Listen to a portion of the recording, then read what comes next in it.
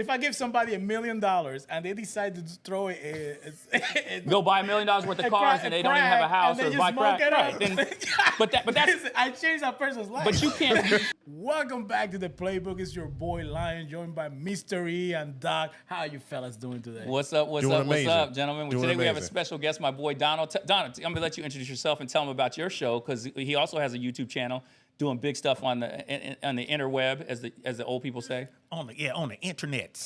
What's good, everybody? My name is Don Lewis, aka DL Saint. You guys can find me on YouTube, DL Saint. I really want to know podcast. This is something that we were. I don't know if we talked about in another episode. I wanted to, just so how much we have to be thankful for in general. Right. When I asked the viewers out there what you would think before we answer this question. How much money do you think would actually take to change a person's life, right? Yeah. And I came up with a number based on my social and economic status, my knowledge, right, but factoring in everybody else. What would you think? Don't forget what you were saying, because I don't want you to forget what you were saying when I asked you this question. To change a person's life? But yeah, so how much money do you for to life, change a person's life, for make a significant impact on someone's life? For good or for the moment? For their lifetime. For their whole 10 life. 10 mil. You said 10 mil. Okay, what about you, Lion? You mean for like a lifetime? Yep. Change their life. How much money? What are you gonna do with $1 million? What do you think, Saint? Actually, we had this conversation. Yeah. And I think we kind of agreed about it. Yeah, we agreed. But I mean, again, when you asked me this, the first thing I did was like, all right, well, let's take California. I lived in LA for 25 years. Right, you did the math. I was doing the math. I'm like, well, to have your house in a nice neighborhood, to be able to take vacation, to be able to have savings, to be able to have a stock portfolio, to be able to put your kids through college, I was like, you're probably gonna need, household income. You're probably gonna need $350,000. Right. Okay. So I'm gonna tell you what I said, and I'll tell you what the answer is, because I did same thing that Don did. I did the math based on different geographic regions or whatever, and I was like, maybe $500,000, right? A year. It was like a year. It was a year. No, it's a one time. This is one time. One time. So $500,000 one time. So I was saying $300,000 a year. So it was. This is after taxes or before taxes? Just to be before taxes. Like if you're making $350,000 a year in LA, you can buy a house. You can live in a nice neighborhood. So you were talking about a lump sum or annual? Lump sum. Okay. So that's why I misunderstood the question before when he asked me, because we were slightly different when we were talking about it. it. Right. So we got in a more in-depth discussion about it. Yeah. So if we're talking lump sum right now, I would probably say, $3 million to the right person could change their life. And lump sum, Doc, what's the lump sum for you? The lump sum I said was $500,000. Okay. And I'll tell you that, first off, I'll say thank you to God for all of us for putting us in the situation we are now, because that amount surveyed throughout the United States was less than $10,000. Yeah. That's the real answer. They would say, because you told me like 13,000. And that's what they were saying, or that's the answer. That is how much it would take to change more than the average American's life for the good, where it's a life-changing amount. So don't be freaking snide about it. Be thankful. You know what I'm saying? I see that look on your face, Jersey. Yes, that's true. But that's because you are dealing with the people you're dealing with. You're doing what you're doing. You're hanging with you hang. You're working where you work. Hold up. Wait. But who works in Kentucky, right?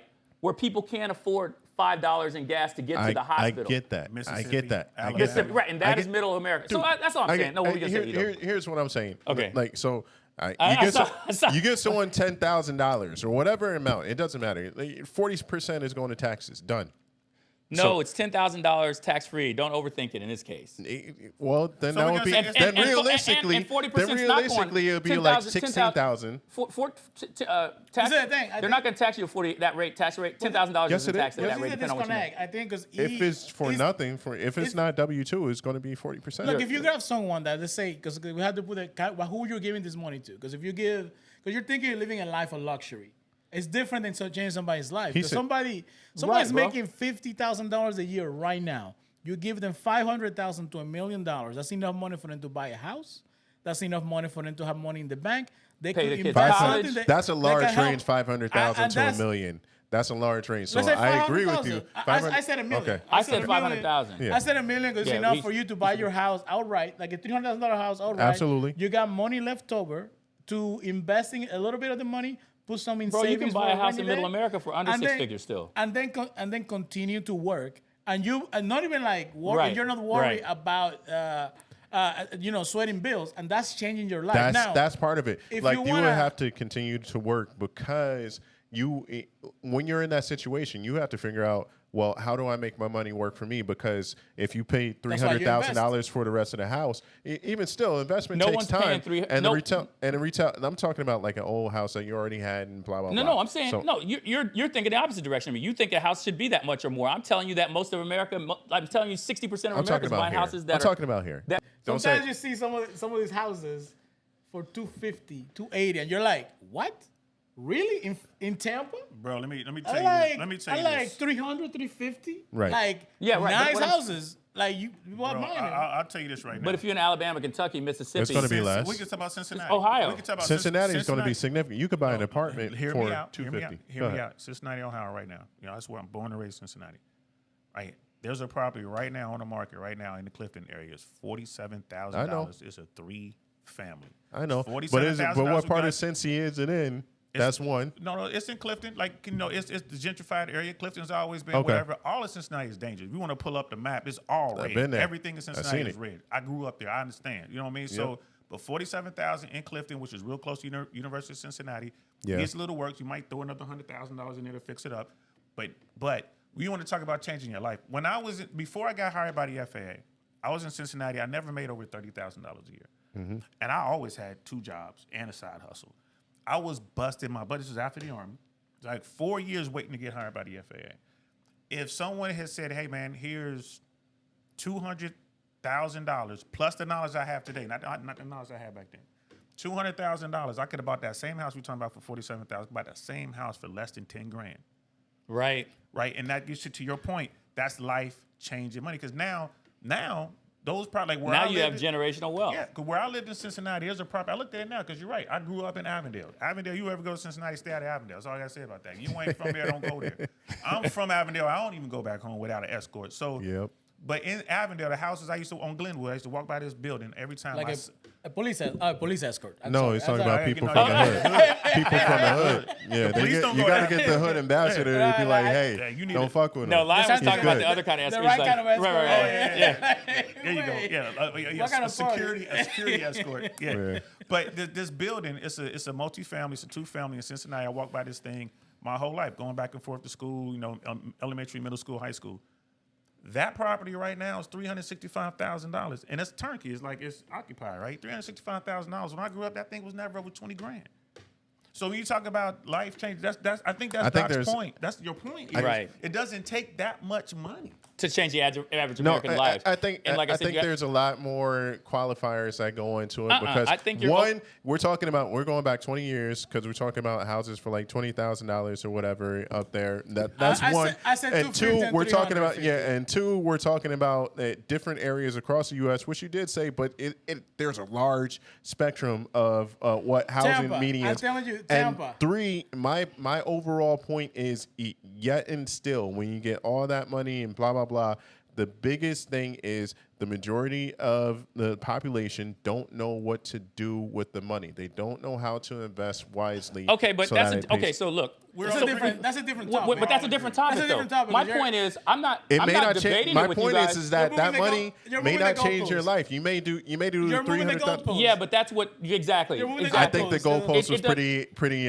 subjective. How much money do you need to change somebody's life? The study was done, and that was across the United States, and that's the number. Yeah. Right, exactly. Yeah, they got a million. You said that is facts.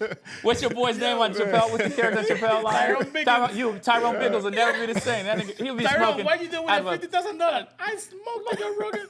Right, yeah, it changed his life. So, but here's the thing. Here's another thing too. We before we got on this topic, we were talking about adversity. Right. And that's why I didn't want you to forget. You remember when I said don't forget? Yeah, we're all the way over here now. It's all good. But we were talking about adversity and these Americans, especially the young generation, they can't handle adversity. Well, guess what? They're about to have to handle it now because y'all know the big news is right now is the kids coming out of college. Yep. Oh, I see it every year. They can't get a job because AI is taking all of those entry-level positions. Yeah, and this is great. This is something that I talked to you about. It's a great topic to discuss because I was just mentioning Microsoft recently laid off, I think it was 10,000 people. And they are not replacing all of those jobs. They're only replacing a portion of them. The other set of the jobs are being replaced by AI. Yeah. So now you're gonna have a set of people that went to school to a very expensive degree that are not gonna be able to get work that easily. So what do you do with those people? What's gonna happen there? So that's gonna be something that we're gonna have to explore because the reality of unemployment's going to skyrocket. Well, no. What's the average student loan debt today? So here's you got your phone there. Can you look that up? What's the average student loan debt? What was that? I bet it is probably like $70,000. I was thinking like somewhere between $70,000 and maybe $90,000. We're not talking about like law school. We're not med talking school, about graduate school, right? Just a regular, because it's like 30 to 60,000 depending upon like just conservative. We're not talking about Ivy. Right. To $60,000 a year to for a lot of these schools, especially if you're out of state. 39,000. Okay, let's say 40 grand. Let's just say 40. Let's say 40 grand. All right. So you're coming out of college right now, 40 grand. Let's say you got your degree. It's not underwater 40 basket grand weaving. $500 a month. It's not underwater basket weaving. Like so, you got a real. It's business. Like you got something in business, right? Yep. You can't get into these companies anymore. No. Because AI has augmented that stuff. So that $500 bill is going to be due. Yep. It doesn't sound like much when you're doing the paperwork because you're thinking like, yeah, I'm going to be making $80,000, $90,000 my first 2 years. Now it's like, bro, I can't get hired at McDonald's. Right. No, you can't. They don't want you. They don't want you. There's one thing. Qualified. I was no, talking, you're not overqualified. They don't want you because AI replaced you. You know what's the worst part of all this? A lot of people assume automatically that when this came to pass, it was gonna be those low-level jobs, like a factory job, a call center job, right? Right. What's happening now is, hey, at a factory that I know, they just fired a bunch of people that used to collect the trash from the factory. It's replaced by AI robots that just do So that. So you're actually here's talking about AI hardware as well. Now So- you have programmers are being replaced by AI, which is a high-paying job. Do you think accounting is gonna go next?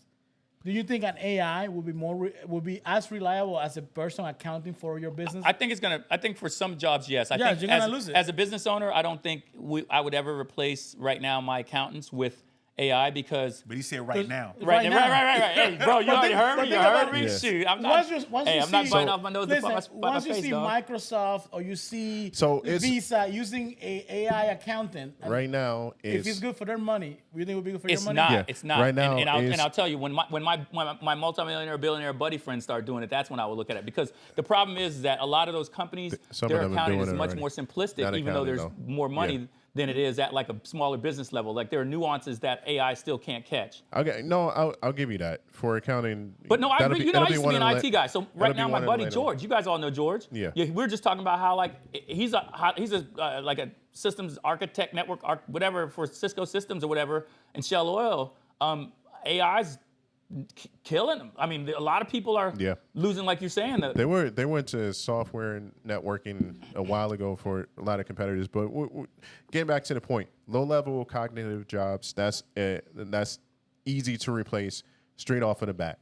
Now you're talking about the robots or whatever, they're coming in to replace that. As a business owner, when you have to think about it, it's like if I can get something that costs a fraction of the minimum wage right now and will show up every day, doesn't give me problems, no lawsuits, no sexual harassment, no nothing, blah, blah, blah, and doesn't call out sick, I'm gonna do that. And not only that, but like, before, your first job was at McDonald's, Doc, and that used to be a reliable job for the teenagers. The teenagers don't want to do it, but sometimes they reluctantly do it because it'll pay them, and now they're getting like $15, $17 an hour.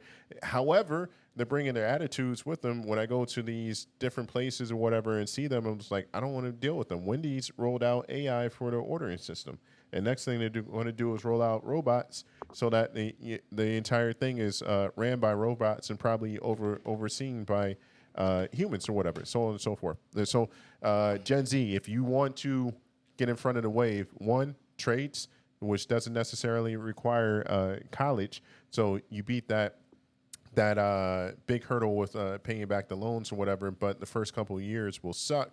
But trades is a big gold mine because your generation doesn't want to do anything around the house as far as, plumbing, like you mean blue collar? Blue collar, trades. job. Yeah, as opposed to white collar. Yeah, okay. Hanging drywall, working on the roof. But here's the thing, and I agree with you, brother, 100%. But here's the thing, this is the old half of the panel over here. I had no idea. The young whippersnappers over there. But I appreciate the compliment. When I came up, and maybe when you do, because you can't tell what black folks have no idea how it works. But when I'm 25. What comedy did we watch? I just saw some comedy where they I asked saw how it old too. he was, and it was like, how old are you? He's like, you could be. He's like, you might be 40 or 50, but you could be 90 because you're black. Exactly. And it was hard to do. Yep. So here's the thing. Long term is over. The game has changed. We ain't never going back. We remember back in the day when you could go work for a corporation and start in the mailroom. Yeah. Remember, you could go and get a job in the mailroom, and then you could spend 30 years with that corporation, work yourself from the mailroom. The corporation will pay for your college, more money. Work your way all the way up to the boardroom, all the way up to the CEO position. Yep. I don't know about the boardroom. Bro, you could have. There's some people who did that. No, bro. For real. I'm not even joking. He's not all the way. That's not an exaggeration. There's no. Right. So remember. Y'all missed me on that. Go ahead. I did. I missed you on that. Yeah. Because I'm with you, but yeah. Trying to make a point. So the thing is, no one thought at the time, if you would have go back to 1970, 1980 and tell someone that that's going away, they'd think you crazy. Yep. And it's gone. No, Send memos by the internet. Right. What the hell is the internet? Exactly. No one knows about that anymore. This is where we are now. This whole thing, go to college, and you're gonna get yourself a good job, and because what is over a lifetime, you're gonna make more with a college degree than without a college degree. Yeah. We're at that point where it's changed, and it wasn't a slow change like You with have the to do the mailroom. math. It was overnight. So that's the thing. I have a 16-year-old, and in her mind, she's like, I'm gonna go to college. Of course, you're gonna go to college, but we're looking at it. So now it's like, all right, how do we keep this cost down? Because the return on this investment is not what it was. Exactly. The cost has gone up significantly. Medicine. And right I get, as a guy in IT for 13 years, every year, end of the year as well as May, I get graduates that come to me and say, hey, I can't find a job. How do I get a job? And this is, again, adversity that you have to work with or whatever. I went through it. I got an internship. Those things may not be available for everybody, so on and so forth. You have to plan ahead and position yourself. And it still, again, you're coming out with the student loan, so it may not be the route for you. Like, I was talking to an electrician, and they said, when you have to go through an apprenticeship, and for the first 3 years, like, you're crawling through attics, getting dirty, and they're paying you like $30,000 a year. It sucks. But guess what? I got you. My uncle was over in California, and he was getting paid $5,000 a week for electrical work. It gets better. You have to put that investment in. But so you have to be willing to commit to something and stick with it. So on that note or on that thought, so I know he was trying to avoid some of this, but man, okay, so I'm still picking on the Gen Zers a little bit. But what they have to stop doing, like what they would say back at the crib, what you're not fitting to do is reappropriate my terms from the 70s and the 80s and like make them something different. You're not doing it. You're not doing it. So you had to get this in here. I had to, man. Okay. So Be drinking while we do it. He took a sip. He had his little pinky out. I mean, but like, okay, so. And that's all for today, guys. Thank you for joining the show. We'll catch you next time. Hey, so this is our last. Thank you for watching our last show. Let me ask you what you guys think this is. First off, we'll talk about, you watch the reality shows with me too. It comes up a lot on reality shows. Bro, a term that I'm not gonna like I'll roll with like that. Like they talk about cap being lie. I'll roll with some of the modern slang terms, but some of them are ridiculous, and I'm not doing it with you. The ick, bro. No dude better ever tell me about the ick, and even when a girl says it, that sounds ridiculous. Do you guys understand what the ick is now? Yes, bro, yes. The ick, like the thing with disgusting. When I heard that term, right. First time I heard that term, like man, I don't. But that's women doing what women do. That's how I look at that. I chalk that up. Didn't it start with the Kardashians? It is, but then the guys start using it. Yeah, and which is crazy. It's just weak term. The ick. What is the ick? You know what it really makes to not get all philosophical about it. The problem is that it's like it's indicative of a character flaw in the concept, because it's kind of like that whole ghosting thing, which we won't bring up now. It shows a character flaw because it's basically like, dude, if it's one thing for somebody to have something that turns you off. You don't like the way they dress, they're rude or whatever. That's different, but that's definitive. And if you go, okay, yeah, I'm a female, I went on a date with this guy, and he walked through the door before me and let it slam in my face. I wouldn't call that getting the ick. I'd call that, the dude was rude and you decided you didn't want to date him again. Right. But like some of the things that they talk about getting the ick, well, he said that he, liked this kind of movie and it gave me the ick, or his cologne was this and it gave me the ick, or I don't like his shoes. Or his shoe, right? And now I have the ick. Now I have the ick. And it's not. Granted, like I said, if somebody's dressed badly for, they don't take pride in what they look like, I can understand that. But it's not that. It's more very simplistic things that they're like, oh yeah, I saw what kind of shades he had on, so I have the ick, and he's not my boy anymore. How do I sound, man? Y'all better beat me down. You know what that is, bro? That is the female need for attention. But guys do it now too, though, bro. Well, we got a lot of guys who are very feminine. We got guys who are very feminine. I mean, again, going back to growing up. As a little boy, if I was trying to get too much attention, I got hit in the back of the head. Sit your butt down. That little girls get all the attention in the world, but we had to be boys. So now you got, people. This is something that I don't know if you guys want to delve into, but like we got it. What 2-3 generations now raised by single moms. Right? And nothing against the women, but a woman can't teach a young boy how to be a man, just like I can't teach my daughter how to be a woman. No, it's true. That's why, I mean, ideally, right. You need both sides. Both parents in a home are going to give you the best. Even if you don't have both sides, just the exposure too, which is more why, like, even if you coach AAU, the kids that don't have the father figure, bro, that's why I and mentor. so on and so like you forth. said, that's why I mentored. There is whether women believe it or not, like you weren't raised as a man, like you didn't, and the case in point is you having to do something that you really didn't want to do, and nobody gave a fuck whether you felt like doing it or not, blah, blah, blah. And you might be thankless. After you get it done, it might, nobody, exactly. That's That's but I mean, you're right. It's about, and like you said, it doesn't have to be two parents of opposite genders for that influence to be there. It can be role models and like activities. You know what I mean? If you're a single dad raising daughters, you can make sure your daughters have like positive female role models, that they're engaged in activities with other females and stuff like that. And it's conversely with single mothers, So, but you're not going to be able to teach them about womanhood and all that other stuff. Right. Things you just can't teach them, but you get them what they need, get them coached up, get them what they need. And another thing is we're dealing with these guys, these boys who were raised soft. Oh, can I, oh my God. Raised soft. Go ahead. Oh my God. Like I see on the shows and it's used and now it's accepted, the term boys, and it's like, let's bring again the boys shows. And all this. Dude, well, especially as a person of color, bro. Dude, we don't do that boy thing. And we'll get to that in a second. Yeah, we don't do that boy thing. thing. A full history. But let me tell you about this. There is a difference, especially on the dating shows.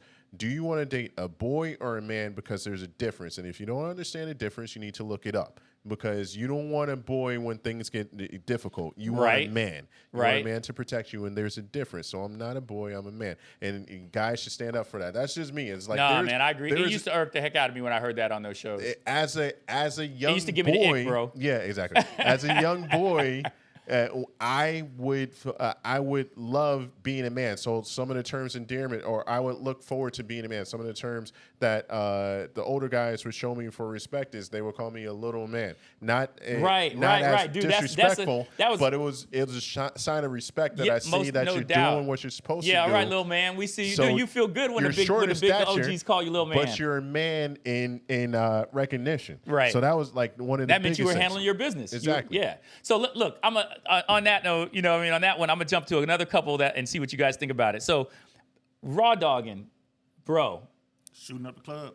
What did you call it? What did you call it? What did you call raw dogging back in the day, E? So everybody knows, but I know where you're going at because you're talking about what I'm talking about, for Lion? The flights, like raw dogging a flight and everything. No, I'm talking about the new term. I know you. You can raw dog a flight where you said like. Hold on. Okay, so like a psychopath. Let's make something clear right now.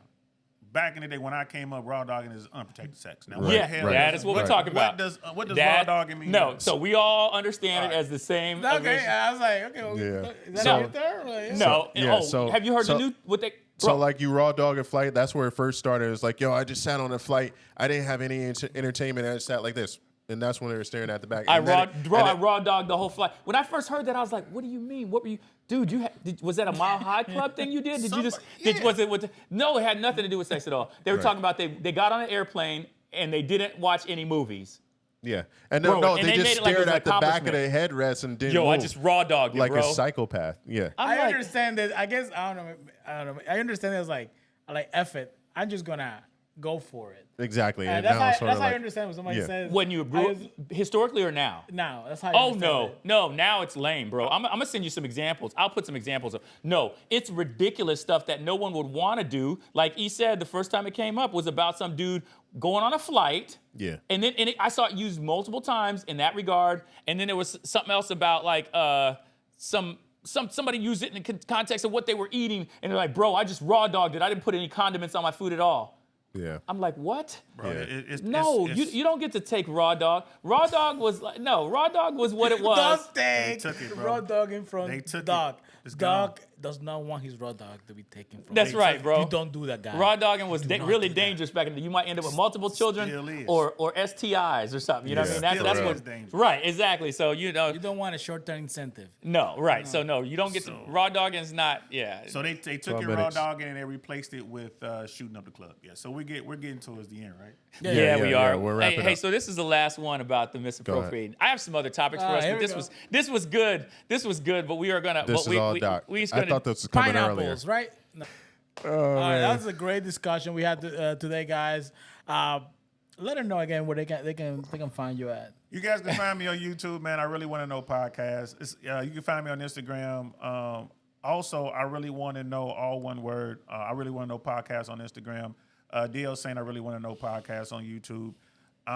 And just so you guys know, we're here in Tampa. I'm working with Tampa Bay's own Will Golston, 12-year NFL vet, Super Bowl champion.